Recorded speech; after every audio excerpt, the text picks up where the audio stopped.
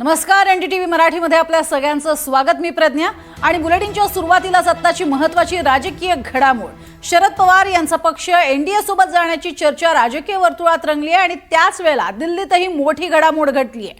दिल्लीमध्ये विद्यार्थ्यांचं आंदोलन सुरू असताना शरद पवारांनी पंतप्रधान नरेंद्र मोदींची भेट घेतली होती। मात्र त्यानंतर आणखी एक मोठी घडामोड दिल्लीमध्ये घडली।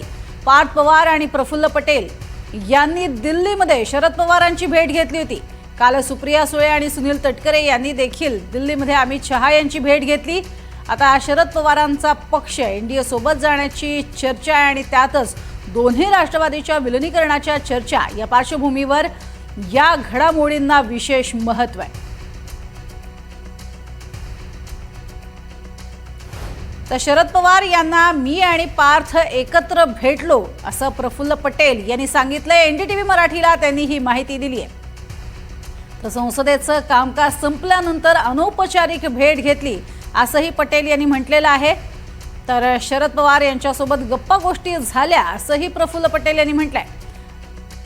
एनडीटीव्ही मराठीला त्यांनी ही माहिती दिली आहे। मी आणि पार्थ एकत्र भेटलो असंही त्यांनी म्हटलंय। संसदेचं कामकाज संपल्यावर ही अनौपचारिक भेट झाल्याचं त्यांनी सांगितलंय।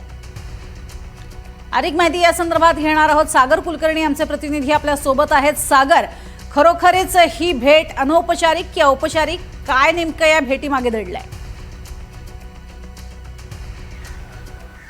प्रज्ञा, गेल्या काही दिवसांमध्ये दोन राष्ट्रवादी एकत्रित येणार का किंवा शरद पवार राष्ट्रवादी काँग्रेस ही एनडीएला समर्थन करणार का याची जोरदार चर्चा सुरू आहे। अर्थात वेगवेगळ्या पद्धतीने कधी त्याला सकारात्मक प्रतिसाद देत आहेत तर कधी असं काहीच घडत नाही असं स्वरूपाच्या प्रतिक्रिया शरद पवार राष्ट्रवादी काँग्रेसकडे येत आहेत। शरद पवार यांनी काही दिवसांपूर्वी पंतप्रधान नरेंद्र मोदींची सुप्रिया सुळे यांच्यासमोर भेट घेतली आणि या भेटीच्या नंतरच पार्थ पवार आणि प्रफुल्ल पटेल हे शरद पवारांना भेटले। अर्थात ही संसदेत भेट झाली होती आणि ज्यावेळेस कामकाज संपलं होतं अशी माहिती स्वतः प्रफुल्ल पटेल यांनी एनडीटीव्हीला दिलेली आहे। वास्तविकतेत ही अनौपचारिक भेट होती असा स्वरूपाचा दावा प्रफुल्ल पटेलांचा आहे। मात्र कुठे ना कुठेतरी राजकीय नेते ज्यावेळेस भेटतात त्यावेळेस कुठे ना कुठेतरी दोन राष्ट्रवादीच्या संदर्भातले हे प्रमुख नेते आहेत। एका बाजूला पार्थ पवार आणि प्रफुल्ल पटेल हे दिग्गज आता नेते त्यांच्या पार्टीमध्ये ते की रोल करतायत। दुसरीकडे शरद पवार हे देखील त्याचवेळी मोदींना भेटले होते आणि यामुळे या भेटीला फार महत्त्व येते। या घडामोडी सुरू असतानाच काल सुप्रिया सुळे आणि सुनील तटकरे हे देखील अमित शहांना भेटले होते। देवेंद्र फडणवीसांचा दौरासुद्धा अचानक दिल्लीला झाला होता।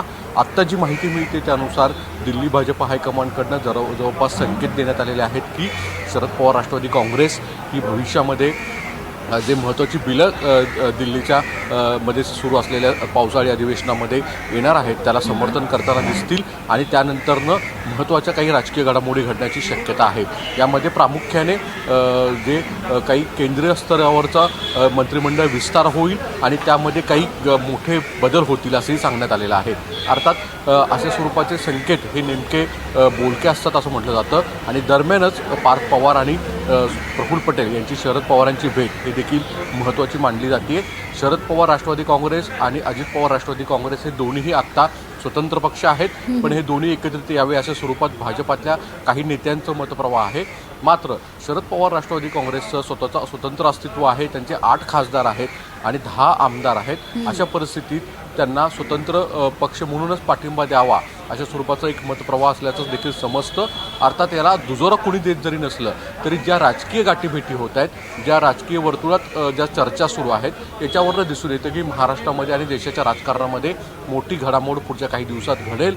संसदेचं अधिवेशन झाल्यानंतर त्यात प्रामुख्याने जे 2 बिलं आहेत, एकतर महिला आरक्षणाचं यापूर्वी झालेलं जरी असलं तरी त्याच बरोबर जे राजकीय सीमांकन जे आहेत मतदारसंघाचे ते करण्याच्या संदर्भामध्ये जे विधेयक आहे ते देखील मंजुरी देताना शरद पवार राष्ट्रवादी काँग्रेस खासदारांचं समर्थन मिळण्याची शक्यता अधिक आहे आणि त्यानंतरनं जे केंद्रीय मंत्रिमंडळ विस्तार होईल त्यामध्ये सुद्धा कदाचित एनडीएमध्ये शरद पवार राष्ट्रवादी काँग्रेस येईल अशी जोरदार चर्चा आहे।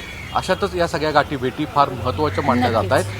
भलेही राजकीय नेते याला अनौपचारिक भेटी आहेत असे मानतात, पण हे मान्य करतात की ते गाठीभेटी घेत आहेत आणि अर्थात दोन राजकीय नेते ज्यावेळेस भेटतात त्यावेळेस काही ना काहीतरी महत्त्वाच्या घडामोडी होतात। अगदी, आणि या संदर्भातलेच अपडेट आम्ही तुमच्याकडनं घेणारच आहोत। तुर्तास धन्यवाद या संपूर्ण माहितीसाठी सागर।